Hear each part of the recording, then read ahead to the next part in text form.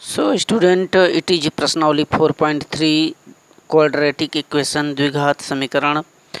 आइए इसमें हम लोग पिछले वीडियो में क्वेश्चन नंबर 3 तक चेक किए थे। यहाँ पर आइए क्वेश्चन नंबर 4 से चलेंगे।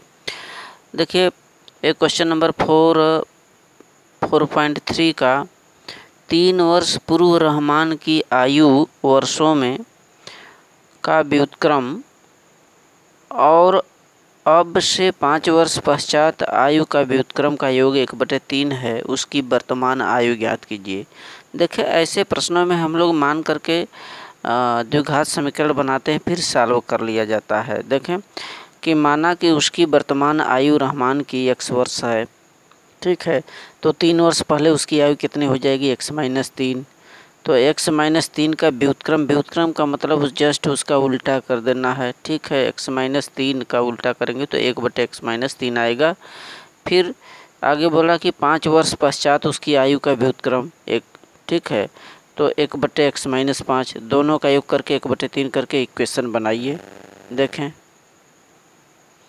यहाँ पर मान लेंगे रहमान की आयु x वर्ष है, तो 3 वर्ष बाद उसकी आयु कितनी हो जाएगी, x-3। x-3 का व्युत्क्रम कितना होगा, 1/x-3। व्युत्क्रम का मतलब जस्ट उल्टा होता है। देखिए 3 वर्ष पहले उसकी आयु बता रहा है x-3। अब x-3 जो है इसको इतना के बटे 1 तो लिख ही सकते हैं, वर्तमान में x-3/1 कहा जा सकता है। अब इसका व्युत्क्रम कुछ नहीं तो बटे 1 तो आराम से लिख सकते हैं। अब इसका व्युत्क्रम का मतलब जस्ट उल्टा 1 ऊपर कर दीजिए, x-3 नीचे कर दीजिए, कितना हो जाएगा 1/x-3। व्युत्क्रम का मतलब ये है, ठीक है। तो यहाँ पर ये बोला कि इसका व्युत्क्रम इतना हो जाएगा और 5 वर्ष पश्चात माने 5 वर्ष बाद माने x में 5 जोड़ेंगे, x+5, और इसका व्युत्क्रम 1/x+5 जिस प्रकार से हुआ, ठीक है। दोनों का योग 1/3 है शर्तानुसार। अब दोनों का योग कीजिए। अब यहाँ से क्या करना हम लोगों को, तिर्यक गुणा, इन दोनों का आपस में तिर्यक गुणा करिए, ठीक है। x-3 का 1 में वहीं, इसका इसमें करेंगे वहीं आएगा, बटे इनका कोष्टक में करके गुणा कर दीजिए, ठीक है। x-3 का x-5 में गुणा कर दीजिए, तो x², फिर इस x का 5 में करिए +5x, ऋण 3 का इसमें करें ऋण 3x, ऋण 15 बराबर 1/3। सजाते जोड़िए, x 2x, 5 में से 3 घटाइए 2 बटे x², 5 x में से 3x घटाएंगे तो 2x -15 बराबर 1/3। तिर्यक गुणा करिए। जैसे ही आप तिर्यक गुणा करते हैं तो यहाँ पर देखिए क्या समीकरण आ रहा है, 6x + 6 बराबर x² + 2x -3×5 15। तो यहाँ पर फिर क्या करेंगे, एक का इसमें गुणा किए हैं, तिर्यक गुणा किए हैं, तो उतना ही आ रहा है x² + 2x -15। पक्षांतर करेंगे तो एक क्वेश्चन प्राप्त हुआ, x² - 4x - 21 बराबर 0, ठीक है। क्योंकि x² वहीं है सेम टू सेम 2x -15, इधर से क्या होगा, इन दोनों को उधर ले जाएंगे तो माइनस हो जाएगा, यहाँ पर 0 बचेगा, तो हम इस तरह से लिख लिए हैं, ठीक। अब इस समीकरण का गुणनखंड विधि से हल कर लें। x² - 4x - 21 बराबर 0 का, तो 21 कम 21 7 × 21, 7 में से 3 गया 4, यहाँ 4 आना चाहिए b के स्थान पर। अब सेम टू सेम हल करिए, माइनस करिए, तो इसको सॉल्व करेंगे स्टूडेंट। तो इस प्रकार से हम लोगों को यहाँ पर x - 7 x + 3 आया बराबर 0। अब तुलना हम 0 से करेंगे, किसकी तुलना करेंगे, चूँकि हमें आयु निकालना, आयु माइनस में हो नहीं सकता है, x + 3 बराबर करेंगे तो x - 3 आएगा, x बराबर -3। इससे करेंगे तो ये प्लस में आ जाएगा, x - 7 बराबर 0, तो x बराबर 7। तो this is the answer. Next question देखिए, नेक्स्ट क्वेश्चन नंबर 5। एक क्लास टेस्ट में शेफाली के गणित और अंग्रेजी में प्राप्त किए गए अंकों का योग 30 है। यदि उसको गणित में 2 अंक अधिक और अंग्रेजी में 3 अंक कम मिले तो उनके अंकों का गुणनफल 210 होता है। तो उसके द्वारा दोनों विषयों में प्राप्त किए गए अंक ज्ञात कीजिए, ठीक है। दोनों विषय में माने अंग्रेजी में कितना प्राप्त किए और गणित में कितना। यहाँ पर बोल रहा है कि गणित और अंग्रेजी में प्राप्त किए गए अंकों का योग 30 है, ठीक है। तो यदि किसी एक का मान लें कि गणित में x अंक है, तो अंग्रेजी कितना हो जाएगा, 30 - x होगा। तो आइए इसको सॉल्व करिए। जस्ट मान लीजिए गणित का x है, तो अंग्रेजी कितना हो जाएगा 30 माइनस एक्स।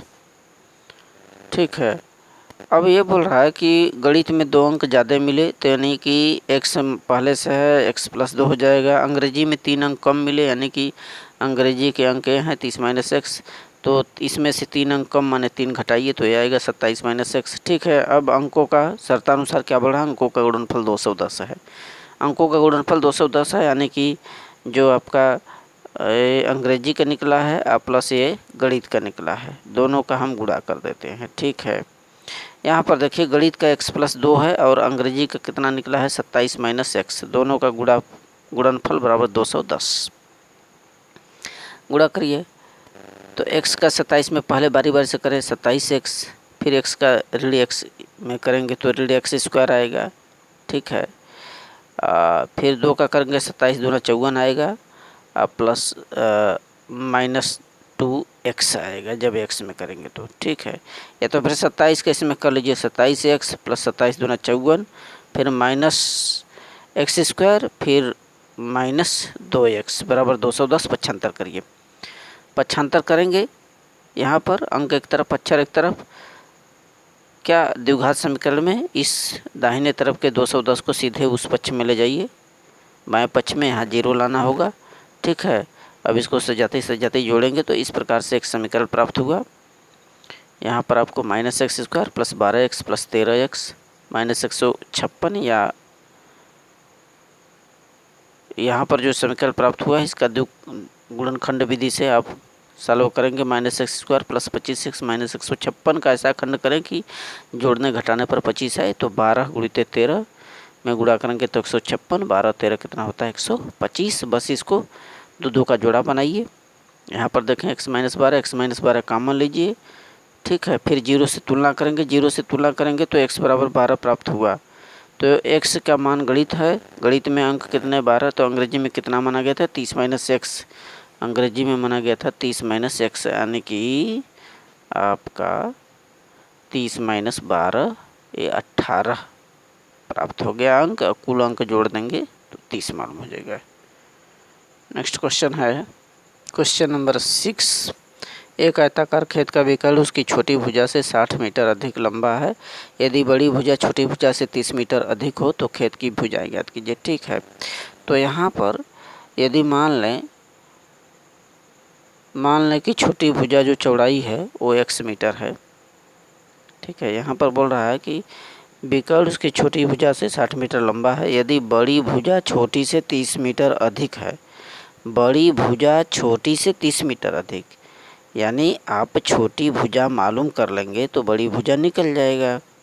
ठीक, बड़ी भुजा छोटी से 30 मीटर अधिक, तो छोटी भुजा माना x है तो बड़ी भुजा क्या हो जाएगा x प्लस 30। Look seat. ठीक है, बड़ी भुजा कितना हो जाएगा x प्लस 30।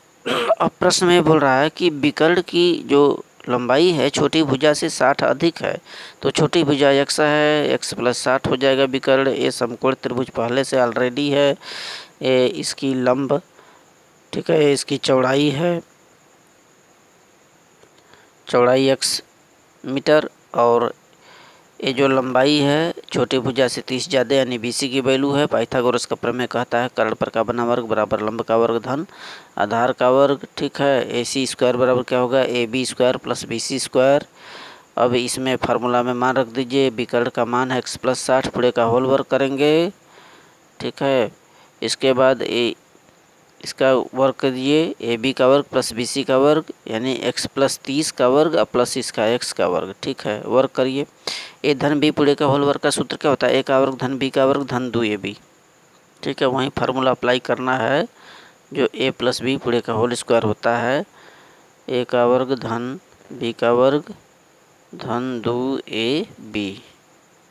तो यहाँ पर जब अप्लाई करेंगे तो x स्क्वायर प्लस 60 का 60 2 बार गुणा 3600, अब प्लस 2ab करेंगे, 60 कम 60x 60 दूना 120x बराबर इधर भी करिए x प्लस 30 का x स्क्वायर प्लस 30 में 30 का 2 बार 30 का वर्ग करेंगे 900 आएगा, प्लस 2ab यानी 30 दूनी 60x प्लस x स्क्वायर। ठीक है, अब यहाँ से सजाती जोड़ेंगे, ये वहीं उतारिए सेम टू सेम, और इधर सेम टू सेम है, यहाँ से x से x जोड़ेंगे तो 2x² होगा और इसको पक्षांतर करेंगे, ठीक, पक्षांतर करके घटाइए तो ये समीकरण प्राप्त होगा। इसको अब गुणनखंड विधि से सॉल्व कर ले। 2700 ए और सी का गुणा करते हैं, एक में 2700 का 2700 आएगा। 27 का ऐसा खंड करें कि जोड़ने घटाने पर 60 आना चाहिए। 90 × 30 करेंगे, 90 में 30 घटाएंगे 60 करेंगे, ठीक है। फिर वहीं हल करिए, 60 के स्थान पर क्या लिखेंगे, 90 - 30 यानी x का गुणा करेंगे तो 90x - 30x प्लस 2700, ठीक। अब इसको गुणनखंड विधि से सॉल्व करेंगे। कोष्टक में x - 90, दूसरे में कितना है -x - 30, 0 से कंपैरिजन करेंगे। जब कंपैरिजन करेंगे तो x की वैल्यू 90 आ जाएगी, ठीक है। x छोटी भुजा है तो बड़ी भुजा क्या होगा, x + 30 माने हैं तो 90 + 30 यानी 120। नेक्स्ट क्वेश्चन है, देखिए अगला क्वेश्चन है, दो संख्याओं के वर्गों का अंतर 180 है। यदि छोटी संख्या का वर्ग बड़ी संख्या का 8 गुना है तो दोनों संख्याएं ज्ञात कीजिए, ठीक है। छोटी संख्या का वर्ग बड़ी संख्या का 8 गुना, यानी कहने का आशय है कि यदि बड़ी संख्या हम मान लें तो छोटी संख्या मालूम हो जाएगी, ठीक। यदि मान लीजिए बड़ी संख्या x है तो छोटी संख्या मालूम हो जाएगी। छोटी संख्या का वर्ग करना पड़ेगा, छोटी संख्या का वर्ग बड़ी संख्या का 8 गुना, ठीक है। अंत में यहाँ पर दोनों संख्याओं के वर्गों का अंतर निकालेंगे, छोटी संख्या और बड़ी संख्या, या बड़ी संख्या और छोटी संख्या के वर्गों का अंतर। यहाँ पर देखें, छोटी संख्या का वर्ग बड़ी संख्या का 8 गुना, यू सी इट। तो बड़ी संख्या यदि x मान लिया जाए तो छोटी संख्या कितना हो जाएगा, छोटी संख्या बोल रहा है प्रश्न की छोटी संख्या का वर्ग हमने वर्ग किया पुस्तक लगाकर, छोटी संख्या का वर्ग बड़ी संख्या का 8 गुना, यानी x में 8 का गुणा करिए, ठीक है। तो छोटी संख्या बराबर क्या हो जाएगा, वर्ग लगा है तो इस चीज़ का क्या होता है, करड़ी हो जाएगा। छोटी संख्या बराबर एक करड़ी में हो जाएगा, करड़ी में 8x, चूँकि ये शर्त तो बोल रहा है वर्ग है, छोटी संख्या का वर्ग, यानी वर्ग का मतलब कि वर्गमूल इसका निकालिए, करड़ी लग जाएगा, ठीक है। अब प्रश्न ये बोल रहा है कि छोटी संख्या का वर्ग बड़ी संख्या का वर्ग और छोटी संख्या के वर्गों का अंतर 180 है, ठीक है। छोटी संख्या बड़ी संख्या कितना है, x का वर्ग करिए, छोटी संख्या करड़ी में 8x, कोष्टक लगाइए, पूरे का वर्ग। अब जानते हैं कि यदि करड़ी का वर्ग किया जाता है तो करड़ी स्वतः हट जाती है, देखिए x² आएगा, इसका करड़ी समाप्त हो जाएगी, या कहें तो 8 8 8 64 का वर्गमूल 8, x² का वर्गमूल x, ये भी हो सकता है, बराबर 180। पक्षांतर करिए तो ये द्विघात समीकरण प्राप्त हुआ, x² - 8x - 180, 180 कम 180 का ऐसा खंड करिए कि 8 है, जोड़ने घटाने पर 18 दाम 180, 18 में से 10 घटाएंगे तो कितना बचेगा, 8, ठीक है। फिर इसमें हल करके इसको द्विघात गुणनखंड विधि से सॉल्व करें। देखिए यहाँ पर x² - 18x, इस x का अंदर गुणा करिए, इधर से ऋण का करिए तो ऋण 18x, ऋण का गुणा धन 10x - 180 = 0, दो का जोड़ा बनाइए। इस तरह से प्राप्त हुआ गुणनखंड आपका x - 18, फिर x + 10 = 0, चूँकि x + 10 से तुलना करेंगे तो माइनस में आंसर आएगा, अतः x - 18 से तुलना करेंगे तो 0, तो x बराबर क्या होगा, 18। बड़ी संख्या मालूम हो गई, छोटी संख्या क्या शर्त के अनुसार बोला था, करड़ी में 8x, यानी कि करड़ी में 8x लगाइए, करड़ी में 8 × x की वैल्यू 18 करिए, 18 8 144 का वर्गमूल 12 मीटर, 12 ये आपका निकल आएगा छोटी संख्या, ठीक है। तो दोनों भुजाएं निकल आएंगी। Thank you student.